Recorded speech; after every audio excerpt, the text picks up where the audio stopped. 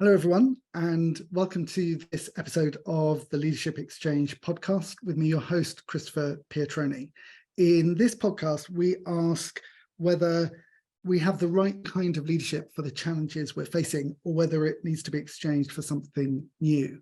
And this podcast is brought to you by the University of Birmingham, where I'm Professor of Leadership Practice and Director of the Birmingham Leadership Institute.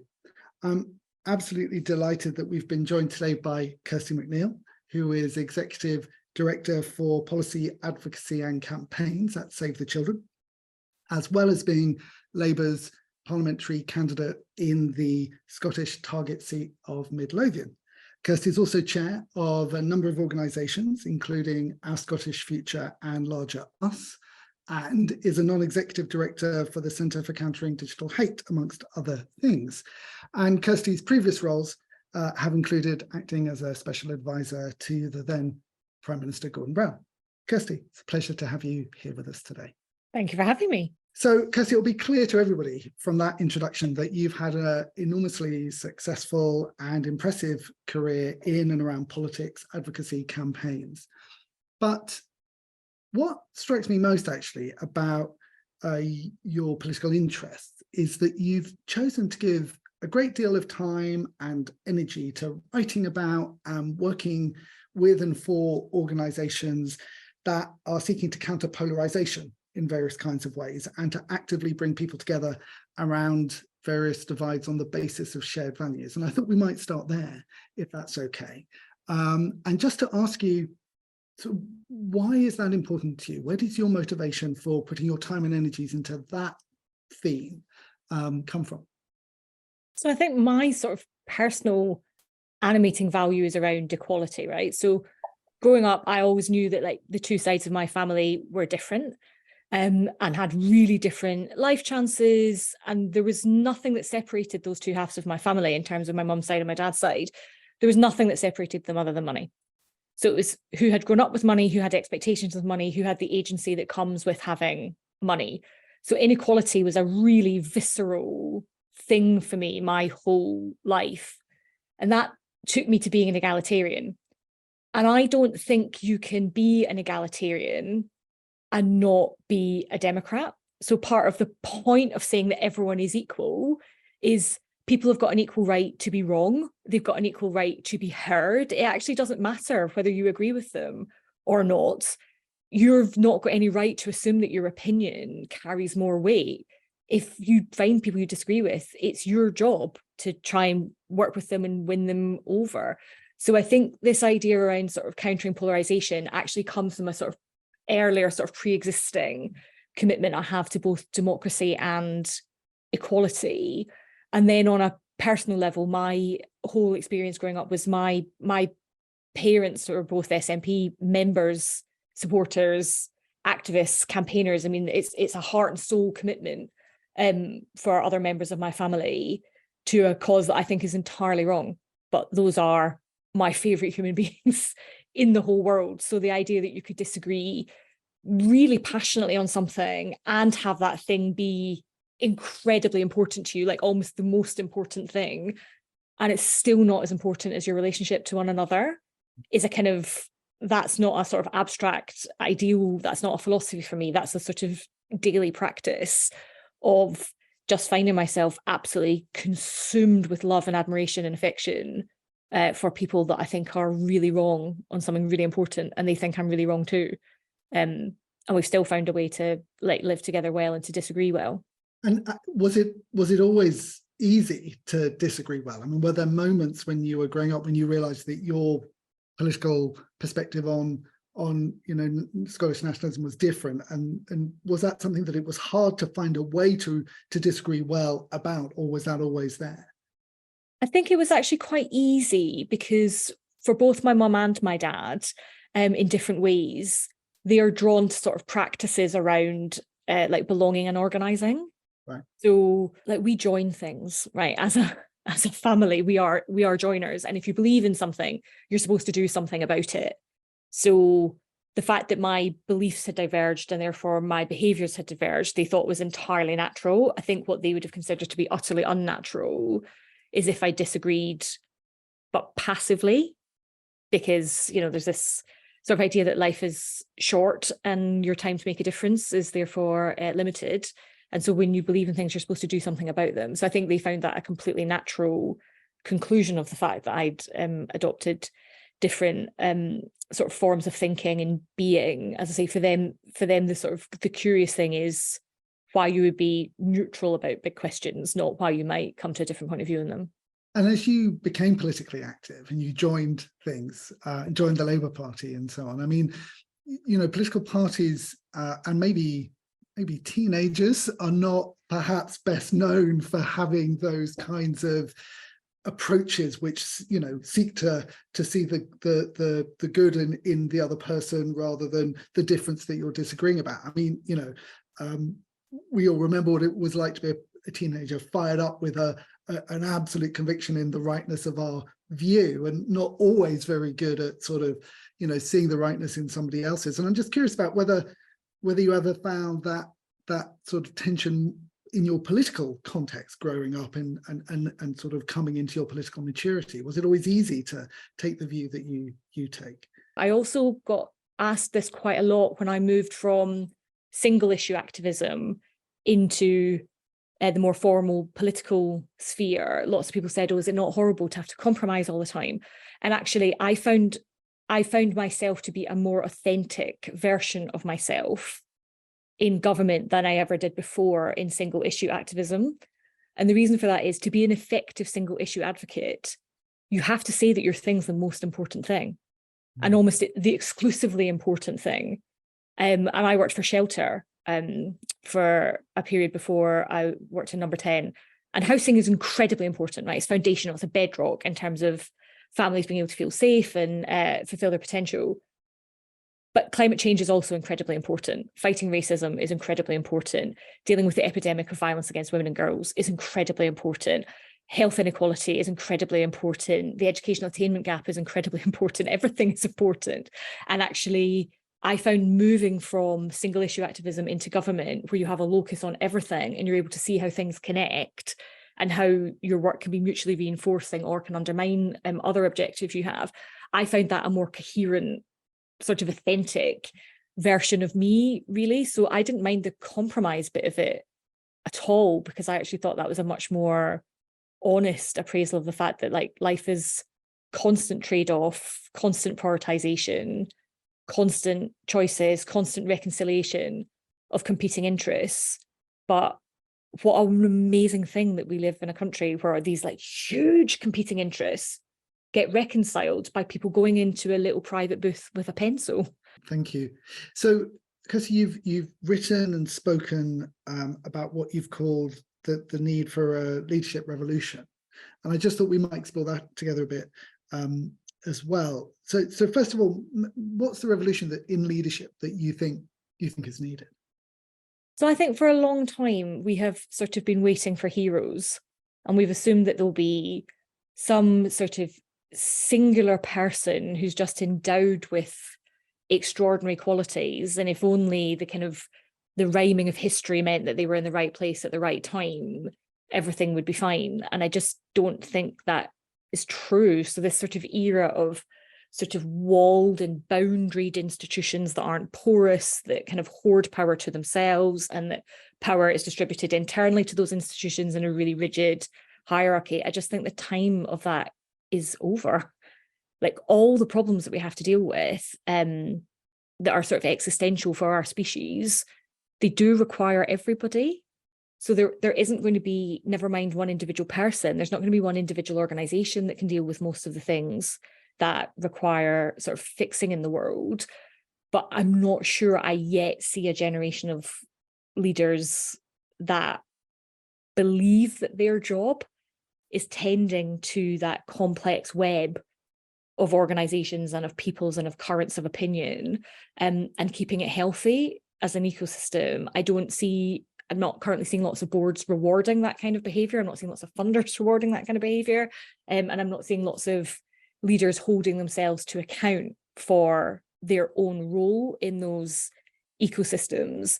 And I'm not sure we're going to be able to deal with some of the biggest problems until we do. So at the BLI, we would absolutely agree with you.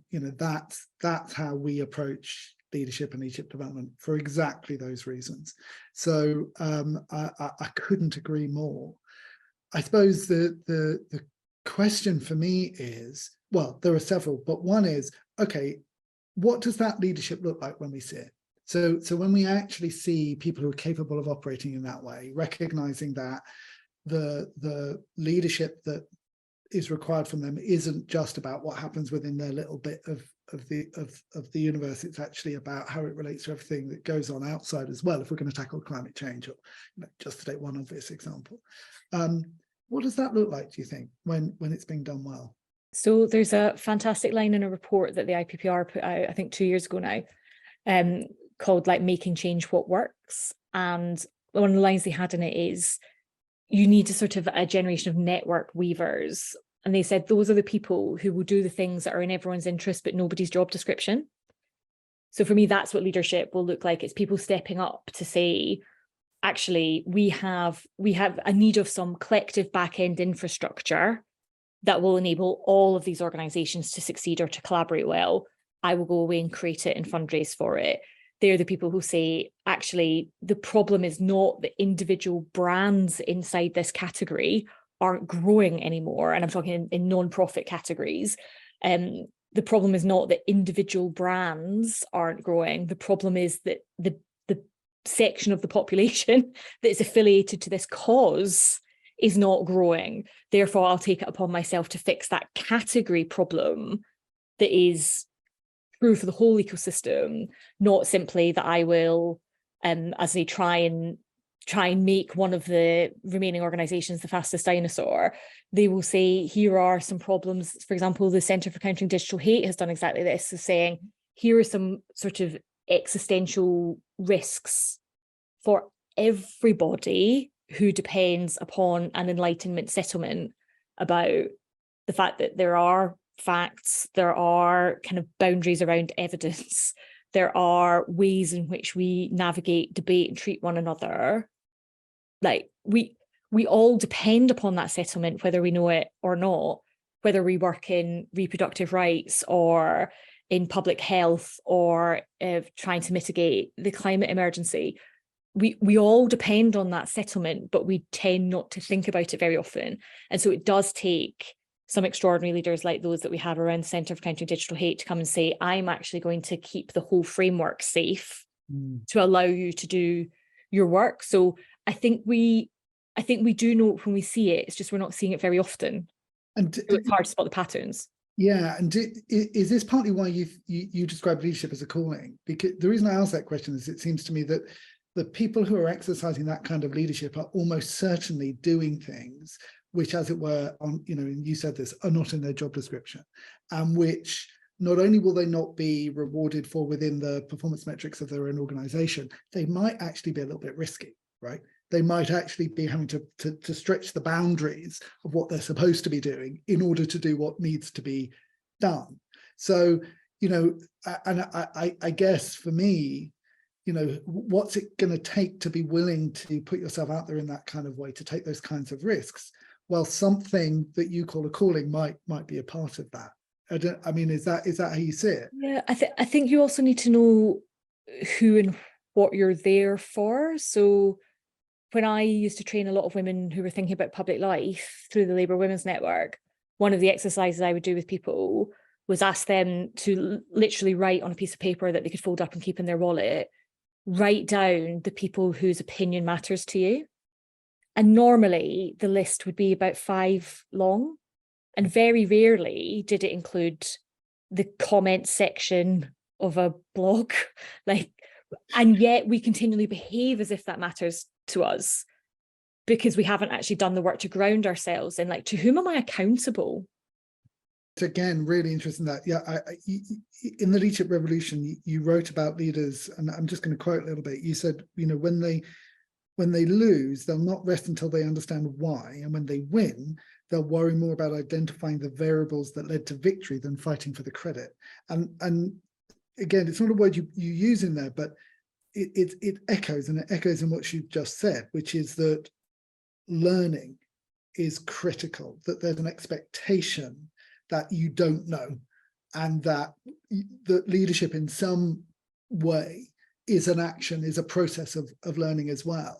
And that seems to me pretty rare in a way of understanding leadership, and maybe particularly rare in politics, where, you know, the sort of learning that you've just described is so easily characterized as a U-turn or something else.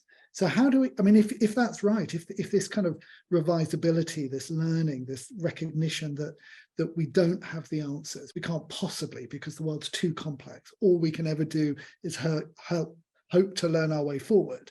That doesn't sound like a kind of good political kind of message. How do you square that when, you know, your life is politics?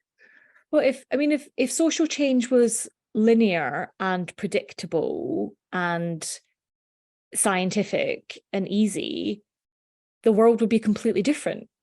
Like, we wouldn't have the enormous social problems we have if someone had already cracked how to make sustainable progress that never gets reversed and enjoys mass popular consent. Like, if that was easy, it would have happened by now. So it's not easy. So I just don't think you could you can be a student of history in any way and not want to be learning all the time, because as a species, we've got things so horribly wrong so often.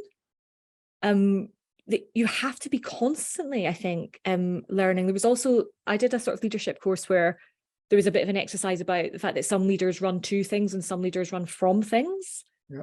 And when I came back to the team, I said, oh, I've just done this exercise. And they said, well, it's really obvious what you are.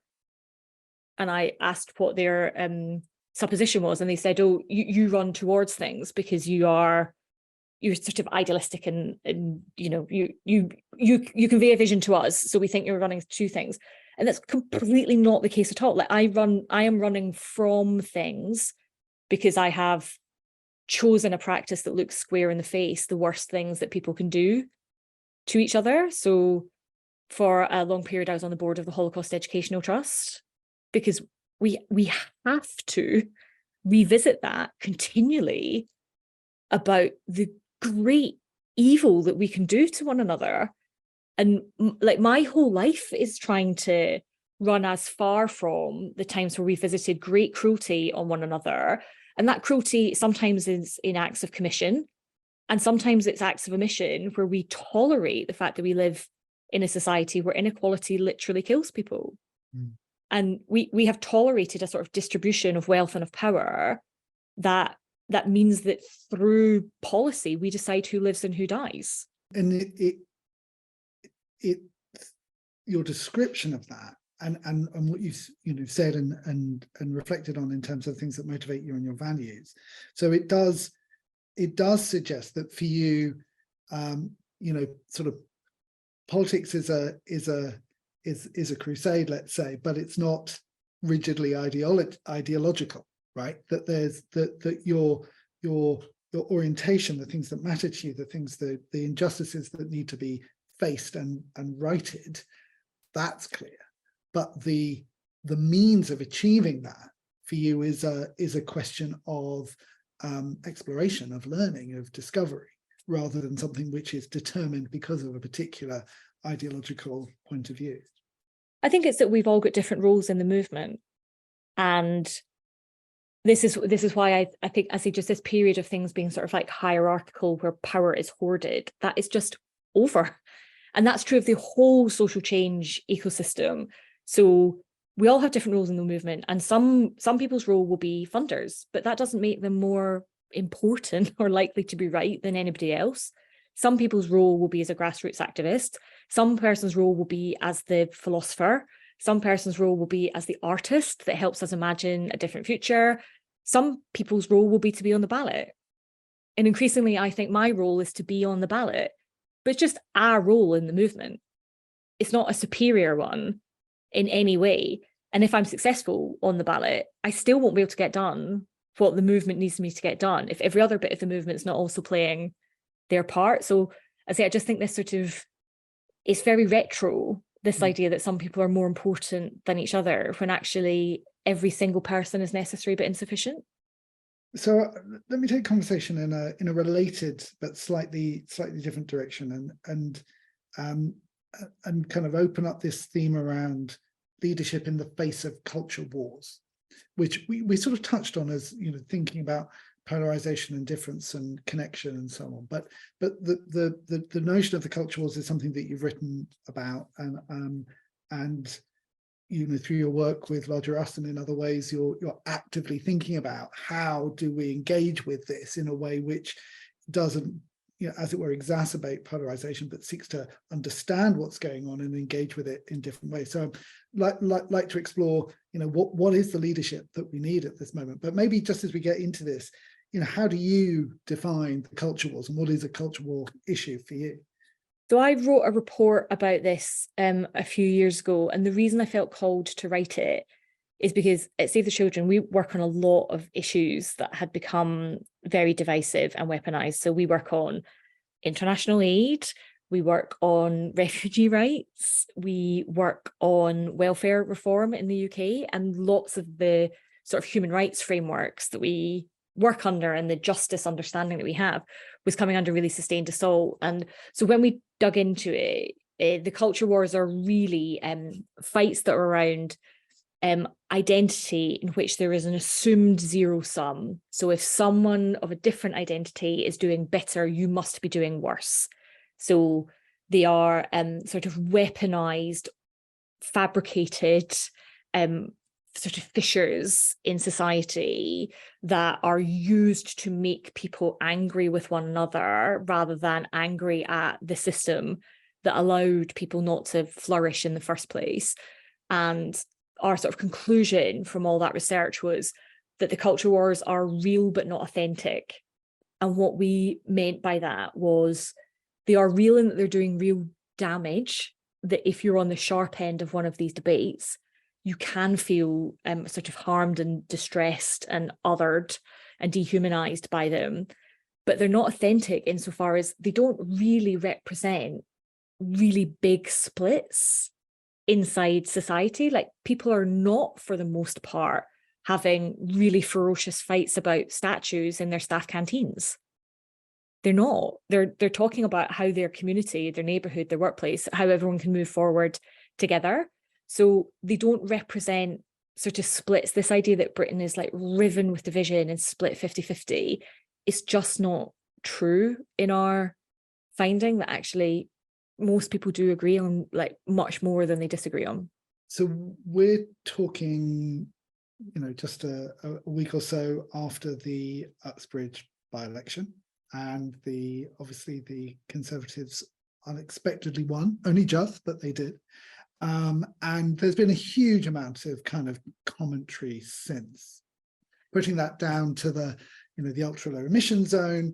And then sometimes in the commentary that's got a bit conflated with green policies. I mean, actually it's about air pollution, but you know, the point that people are making, I think, is or the sort of culture war version of this seems to be something like, you know, it's all very well for those, you know, wealthy elite policymakers and politicians to enforce ultra low emission zones on working people in outer London, but you know, they can, the elite can afford to replace their car, but you know, ordinary people can't. And so there's a sort of kind of identity split which is trying to be created there. I mean, do you see that as a kind of culture war strategy? And if so, do you think we're, you know, in the face of climate change in particular, that we're, you know, there's a real risk there that gets kind of absorbed into these divisions?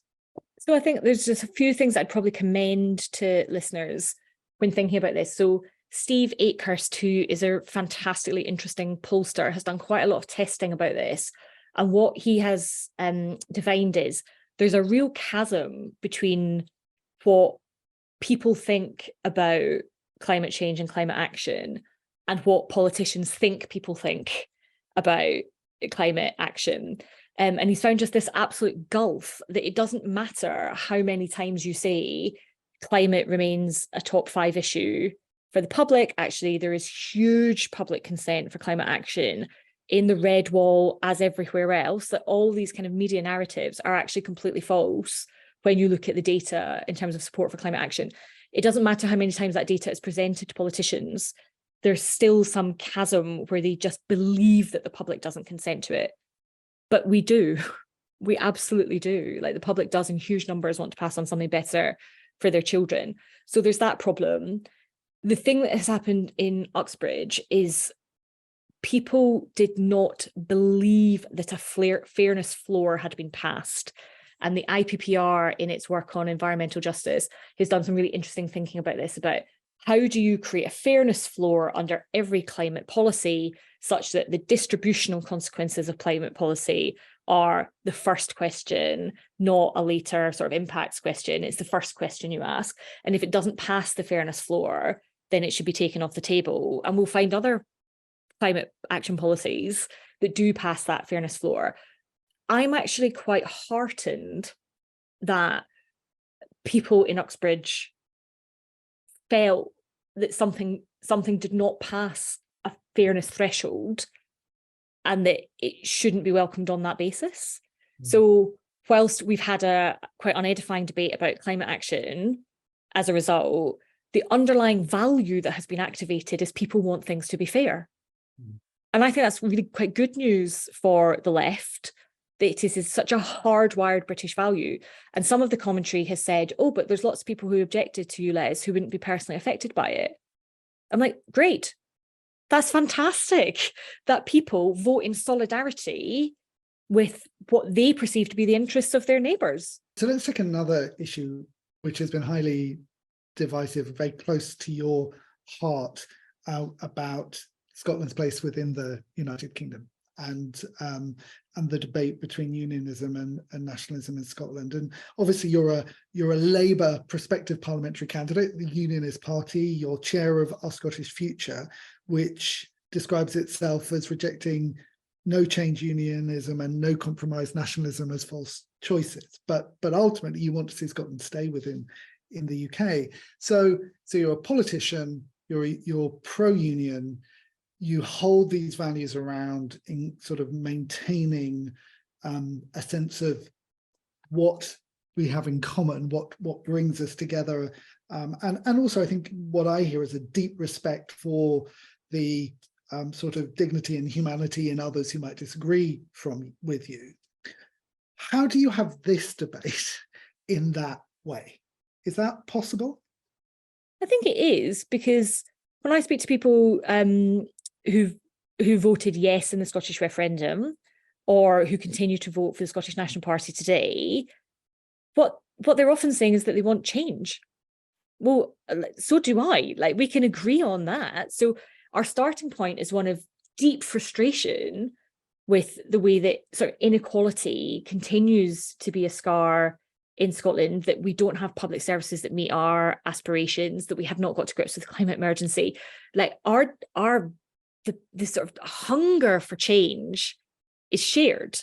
The point where we diverge is that some of those people on the different side of the constitutional divide think that they are pulling an emergency cord marked independence because they think it is the fastest and the safest and the easiest, and in many respects the only way to get the change that they seek. That's where I depart from them. I think there is an alternative way to get the change that we all seek, but it's by having a stronger Scotland inside a reformed United Kingdom, which is why Our Scottish Future, we utterly reject the idea that the status quo is adequate to anyone's needs. So you won't find me kind of advancing an unreconstructed unionist position. That's not what brought me to politics. Like, dealing with inequality is what brought me to politics. And it so happens, I think, a reformed United Kingdom is a good vehicle for that, because we can mobilise the resources of the entire UK state to deal with poverty and inequality. Then we've got a shot of solving those problems. But it's the starting point is actually shared. So I can absolutely understand the ground that you're staking out, which is essentially it's sort of one about means and ends, that you share the ends that others might wish to achieve in terms of, more equality and tackling the climate emergency and so on. But your argument is essentially that the route there is a different one, and that may require constitutional or change or devolution or whatever, further devolution. I suppose what I'm curious about is that, so in the 2014 referendum, it did become highly polarized in ways that were often very kind of aggressive on both sides, that a lot of people felt very attacked, and that was quite a wounding experience for quite a lot of people. So is it something about the nature of the referendum campaign that creates those conditions, or could you if we ever had another referendum, would it be possible to do that in a different way? Or is it inevitable that when you get to that point, no amount of leadership is going to make a difference? It's just going to be polarizing in that way. I think a referendum is necessarily binary, and it's actually one of the reasons why I don't feel, notwithstanding that I am fiercely proud to be Scottish, notwithstanding that, it's one of the reasons why nationalism doesn't actually hold any attraction to me, because there is no bit of my soul that is stirred by the idea of putting ourselves into smaller and smaller boxes.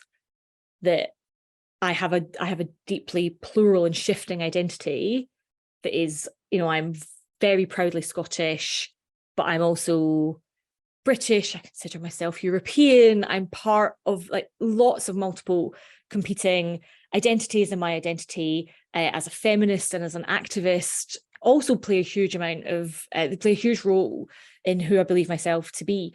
And the nature of that referendum was you were offered two choices, and they were put in contradistinction with each other.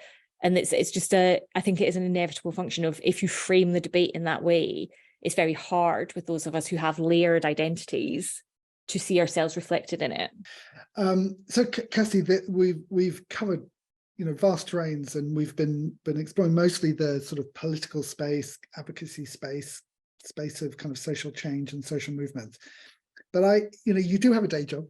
You're executive director of policy advocacy and campaigns at Save Children. I'm curious about, really, in your sort of, I'm not even really thinking so much about the campaigns that Save the Children run, but you are a senior figure at the hierarchical top end of a very large and significant organization.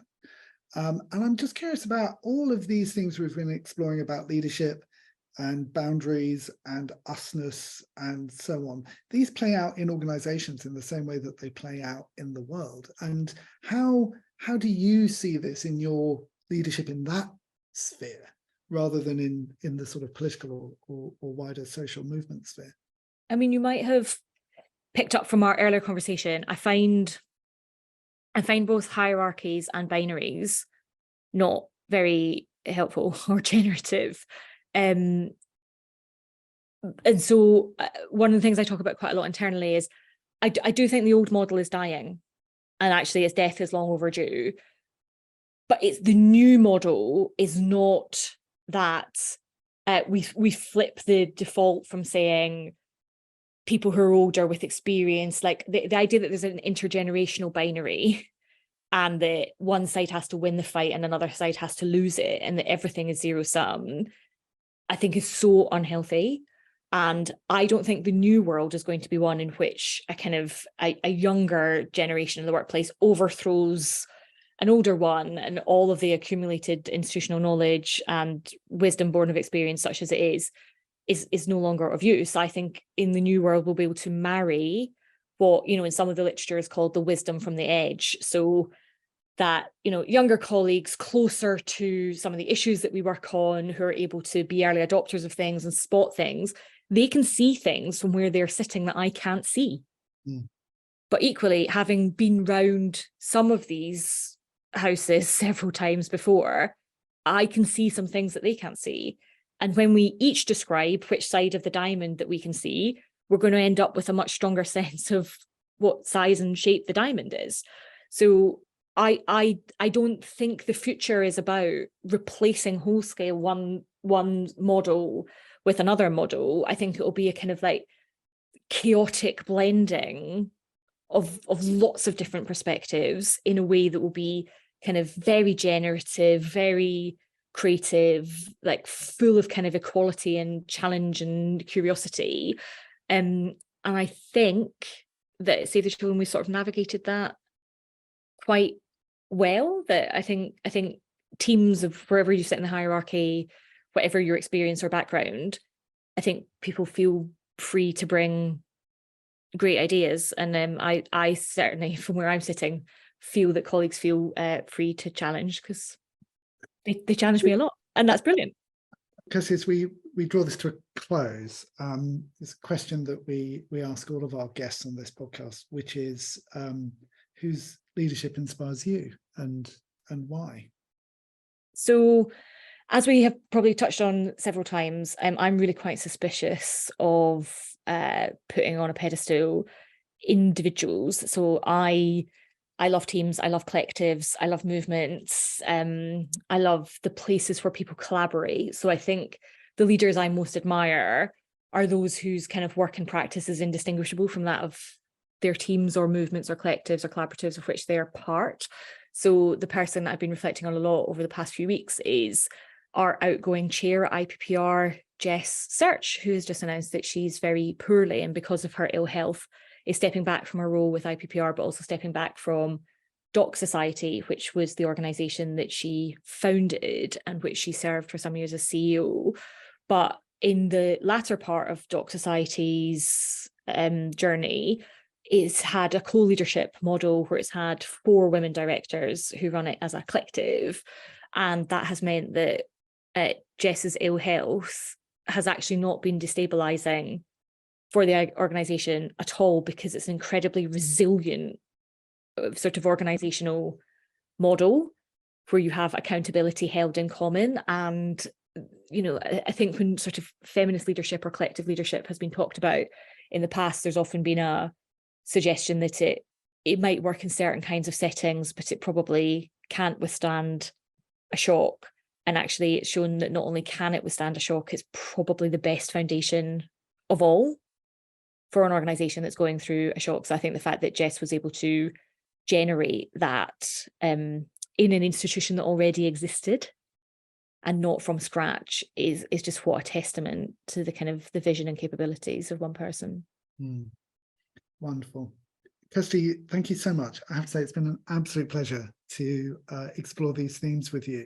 And, you know, for me, in the combination between that sort of rootedness in you know, knowing what matters to you and knowing where that comes from, and the way that you were able to connect those experiences growing up in a SNP activist family with the sort of some of the passions and motivations that motivate you now, in terms of, you know, thinking about how can we have really important political difference, which is so vital, and your commitment to democracy is so palpable. But to do that in ways which connect rather than divide, and then the leadership practices that might be required to enable us to do that, you know, I have to say it's enormously refreshing. And also from my point of view, as somebody who spends their life trying to advocate for and help people to develop this kind of leadership, to hear it being articulated from within a political tradition, which is often, I think, the domains that have found it slightly harder to engage with this kind of leadership, is both hopeful, but also, without putting you on a pedestal, somewhat inspiring. So thank you. I do really appreciate it. And to our listeners, thank you for joining us again. All the details that we've discussed today will, as usual, be in the show notes. And if you've enjoyed this episode and would like to help support the podcast, do please subscribe, leave a rating and a review. And to stay up to date with Leadership Exchanged, you can visit the website birmingham.ac.uk/leadership-exchanged. Goodbye for now.